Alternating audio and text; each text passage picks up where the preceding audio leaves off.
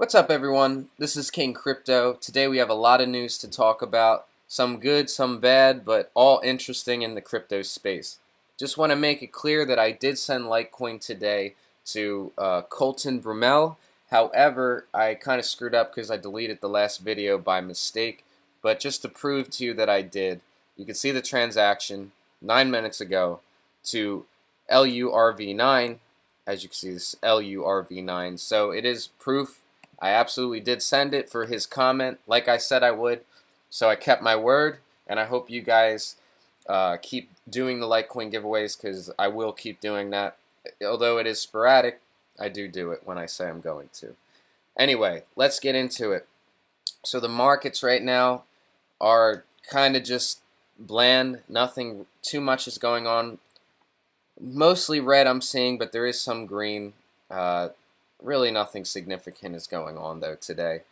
It's just another day in the bear market, and that is what this is. It is a bear market, unfortunately. But as I've stated in past videos, all of these bear markets do at some point come to a close, and we will come back to a bull market. And every day that Bitcoin and all cryptos are in this period is one day closer to when we start seeing a bull run again. No matter how much manipulation we see in the markets, no matter how much news media tries to keep it down, it always comes back. So my bet is that it's going to happen again in the near-term future. But it's very important to note that this weekend it could be even more less liquidity than we're used to seeing even in this month, and that's usually just how it goes on the weekends when people are out and about with their families. Usually we don't see as much trading, and the month of August is typically a very low liquid month for trading. So it's really, at this point, it's just unadvisable to make any trades and just wait out this current of extreme volatility. So the first news is that Coinbase Pro halts Bitcoin USD trading, and this was due to a problem with the Bitcoin USD order book, and this caused a frenzy of anger from a lot of people on Twitter. One saying, "OMFG, how strange." You clear the whole damn book and then complain about not enough liquidity. How you expect people putting money up now?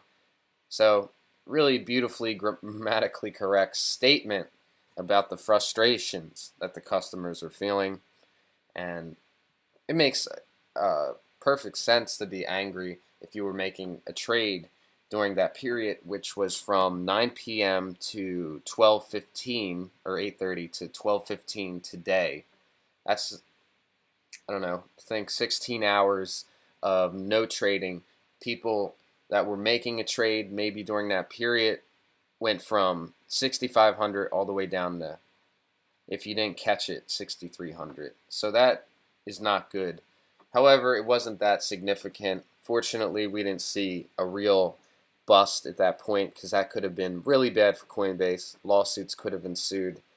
I think they should definitely have some kind of protections for when they make these announcements. Like, I think this was a really good tweet. You have to be covering your customers for this.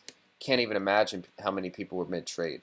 Yeah, I think you should definitely be covering people at the level that Coinbase is at now. However, I do have a bias towards Coinbase. They have been instrumental in getting people adopted into crypto.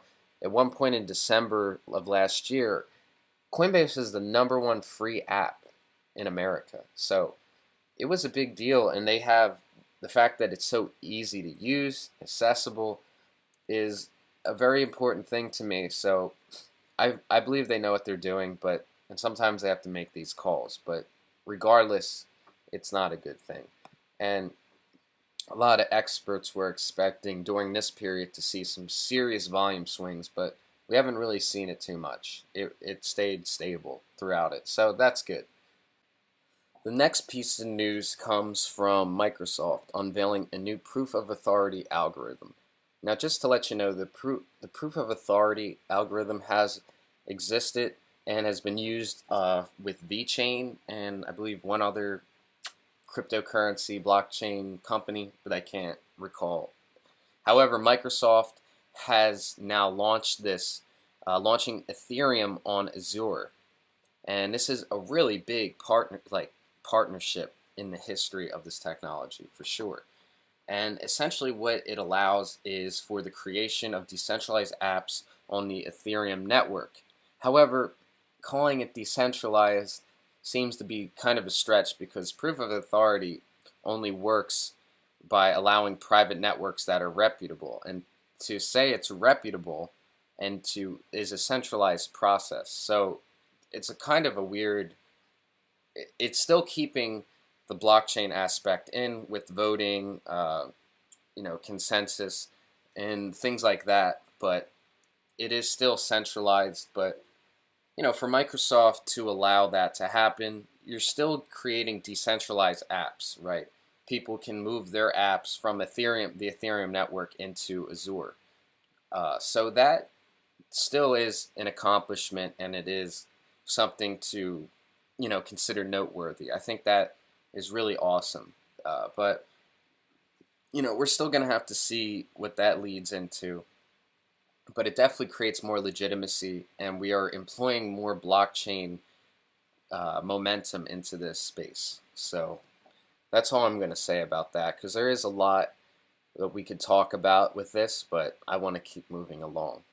Now, the biggest news I think out of today is based on a rumor, really, that Facebook is planning to make waves with a cryptocurrency of their own. Now, this comes from Business Insider, where they state that Facebook's blockchain research group met with Stellar recently to talk about how distributed ledger technology could be used for their social media platform.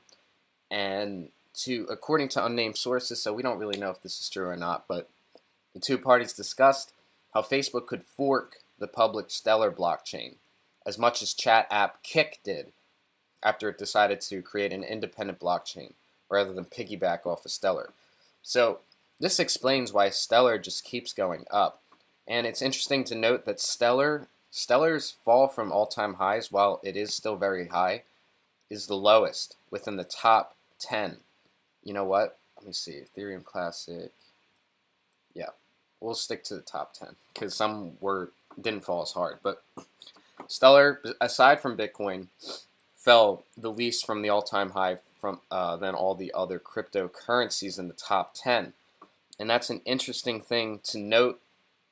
And it's also interesting to see how Stellar seems to make these big moves in the last few weeks. Although it does crash really hard as well, it makes these power plays. And I think it's because of news like this, because it's really taken the lead here.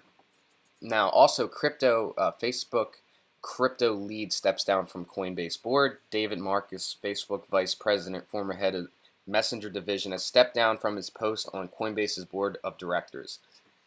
Now, it's believed that this probably happened due to a conflict of interest. This is a lot like Eric Schmidt stepping down from Apple's board prior to Android's launch, because it's a conflict of interest. You wouldn't want to be on Coinbase's board, release a cryptocurrency, because then it's like you're friends with the Coinbase board of directors. You can influence them. They can release your coin there. So that makes sense, I think. And it also, Mark Zuckerberg has said one of his personal challenges for 2018 is to learn more about encryption and cryptocurrency. So if this news really does happen, you better believe that it's going to be really big. Most likely we'll see if they even do an ICO. I don't think they have to with the amount of money they have, but if they do, it will be all accredited investors. I doubt you're going to see it's going to go public. But once it's released, it could very well be a top 10 cryptocurrency from release date, just by how much money will be within that market cap to begin with. Same thing we're going to see with Telcoin, like Telegram. There's a lot in their ICO, and it was all accredited investors. So it'll be interesting to see that, because Telegram will also be probably a top 10 coin already from the get-go.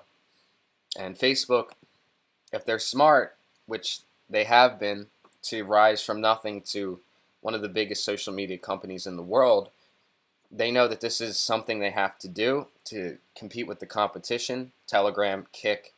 I don't know whatever happened to Kodak.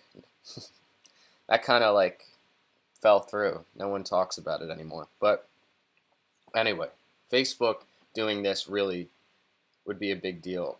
And the moment it comes out on an exchange, if they do this, promise you, you're going to see a boatload of people buying into it. It's going to be a classic pump, and it could very well compete with Bitcoin at one point. I could absolutely see that happening. So get ready, guys, because it could be. I think it would be very good for crypto to have that kind of competition, and it would bring a lot more interest as well. So that's about it, guys. I'm going to move on to my second segment of the video, so stick around for that. If you're one of my subscribers, I would love for you to check out the video, because this is what helps me as a YouTuber, because YouTube does not pay me very much. So I appreciate that, and it is an interesting cryptocurrency as well, called Libra credit, which is a lot like salt, not like actual salt. It's cryptocurrency salt. So stick around. All right, everyone. Now we're going to talk about Libra credit. This is a sponsored review of Libra credit, so I'm going to give you my opinion. The money does not influence my decision, so I just want you to understand that. So this would be just like me talking about any other thing, except I have an incentive to talk about it, but not to make up my mind favorably. So just understand that. So Libra credit is a loan company that is designed for cryptocurrency collateral. It is a lot like salt. And if you don't know what salt is, let's look that up real fast. Salt was kind of the first of its kind in this arena, and salt did a really good job when it first came out. However, it has really tanked in the past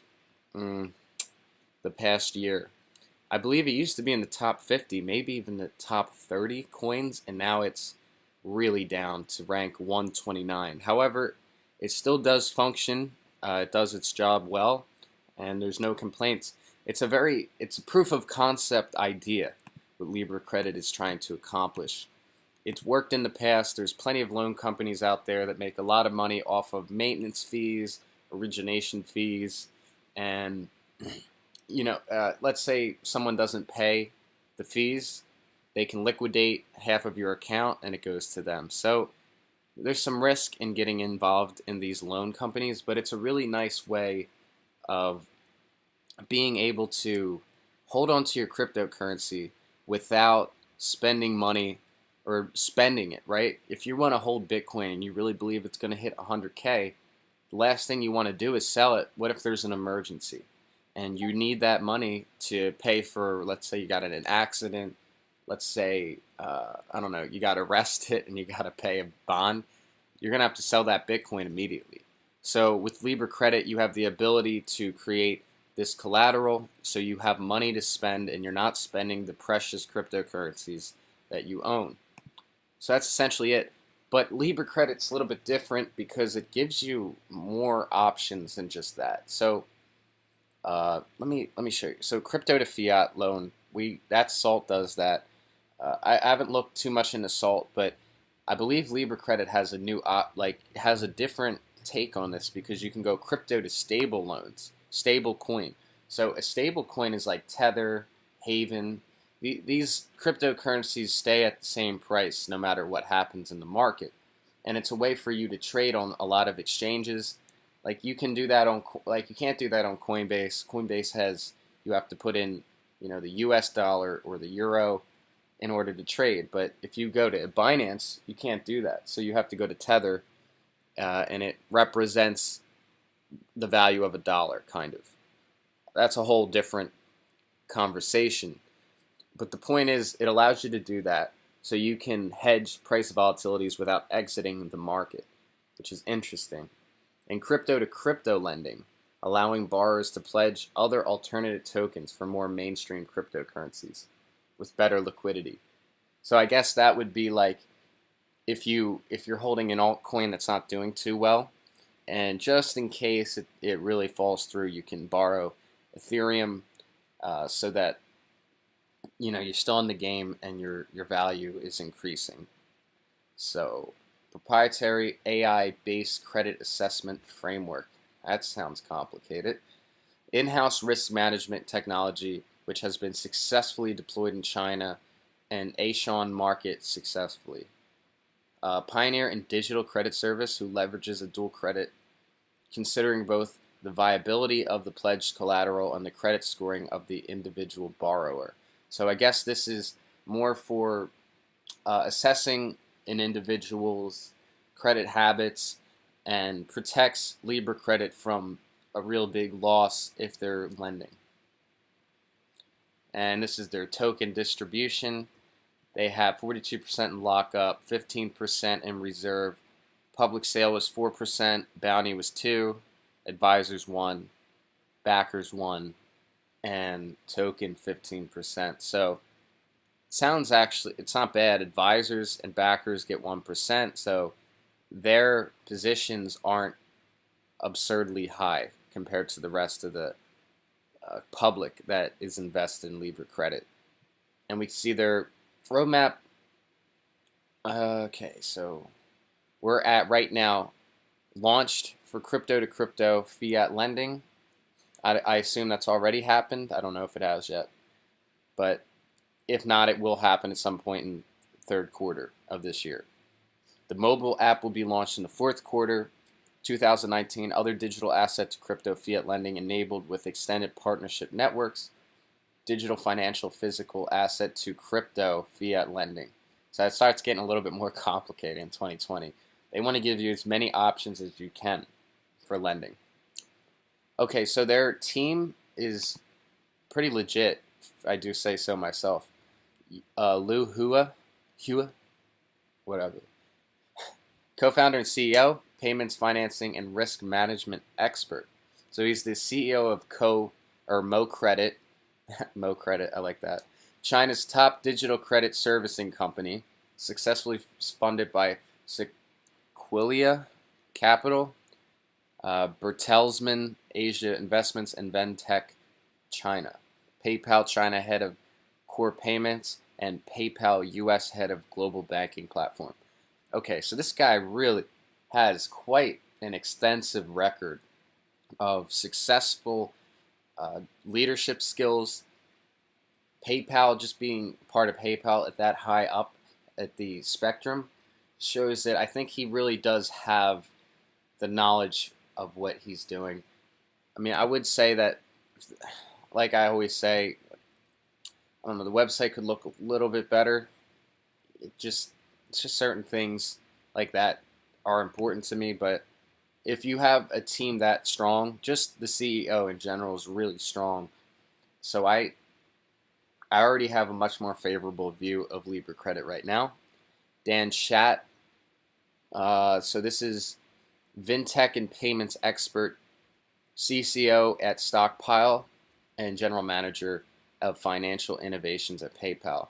So it's interesting how the two top tier of the team are both part of PayPal at the higher end. And that could really work to their advantage with this company as well. And we got the chief scientist who does all the science crap. Went to UC Berkeley, which is pretty impressive. And we can see that this guy probably knows what he's doing. So the rest I don't really want to go over. But there's a few more things. Advisors, not interested. Investors, though, they have some pretty impressive investors. Binance Labs, Block Tower, Defund, Block VC, Link VC, Fortitude 500, Cryptocurrency, and Alphabet. Richard Liu, investor in Libra and partner at FBG Capital. This isn't an incremental advance over what's out there. It's a massive paradigm shift. Libra credit is bringing the credit market to an asset class that will grow to trillions in the next few years, which is very true.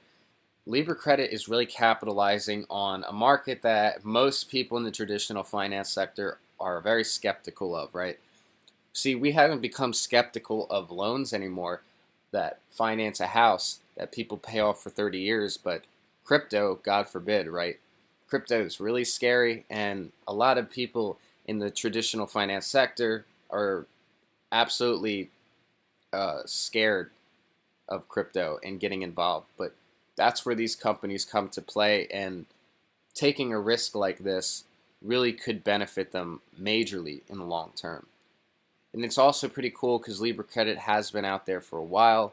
As we can see, I don't know if they must have done an ICO, and judging by the price, not bad for an ICO that comes out. Usually you see when an ICO comes out, you see a huge crash in the price. And we have been seeing it lower and lower and lower. There's no doubt about that. But these loan companies right now just haven't been doing too good in the crypto sphere. But I highly doubt that it's going to last like that forever, especially when more mainstream interest arises yet again. We saw that with Salt in December. People were just, they at this point, this was probably the best time to hold your crypto. Well, not in December, but doing the collateral thing where you hold on to it is a very useful technology. And at this point, there's so much potential, and the value is so little that it seems like this is the ultimate opportunity to get involved. But like I said, I'm not a financial advisor, but Libra Credit is surprisingly a really cool company. And you could just see how many impressive people agree.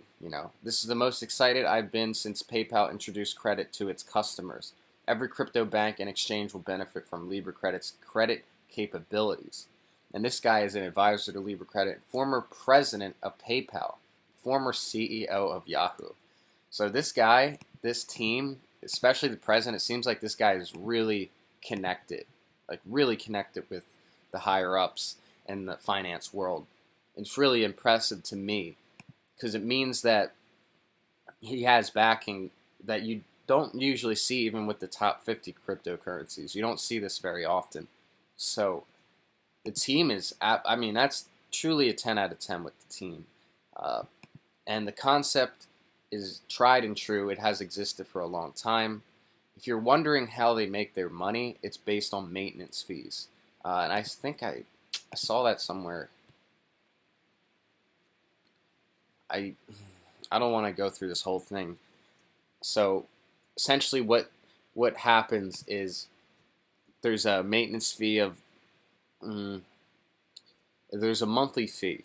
I'm not sure exactly how much it is. I guess it's determinate upon how much collateral you're holding, and that's how they make money. Like the fee as well to hold, to do the loan, the liquidation if someone doesn't pay, and it kind of creates stability in the crypto sphere as well. So these kind of concepts are really useful because this is Bitcoin, Ethereum, or Litecoin, or what have you, that are being held and aren't being used. So there's no selling, and it's keeping the stability intact a little bit, especially in a time like this. It's very useful. So, clearly the price could be doing better, but the whole crypto sphere could be doing better right now. And like I said before, this is the tip of the, I really think that this isn't going to last much longer. We'll have to see. We'll have to see how this plays out. But Libra Credit, to my surprise, is actually a really cool project. This is actually the first time I've really read through it. And honestly, when I first saw this website, I kind of thought it was going to be stupid and just a play on Salt. But they actually do have something here, and that's pretty cool to see. So give it a chance, guys. Check it out if you'd like. And that's that, guys. I hope you enjoyed this video and you learned something. If you have, please subscribe, like, comment, and you can win some Litecoin for the next video. I'll see you on the next one.